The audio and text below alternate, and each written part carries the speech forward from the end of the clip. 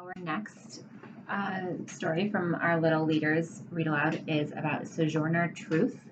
She was born in the year 1797 and died in the year 1883. Sojourner was an abolitionist and a women's rights advocate. Sojourner was born a slave in upstate New York under the name Isabella Baumfree.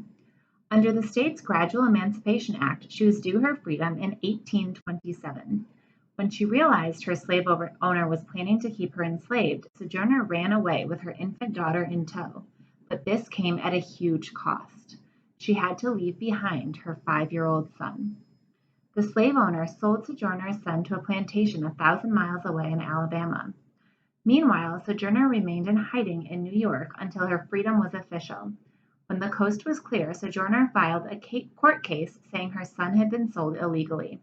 She was one of the first Black women to file a court case in America, and even though it seemed nearly impossible, she won. She got her son back.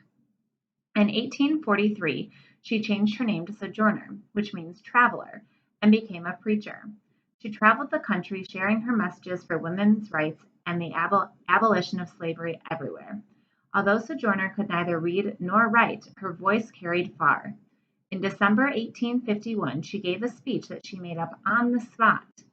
In it, she advocated on behalf of Black women who faced the double discrimination of racism and sexism and had often been left out of the fight for equality.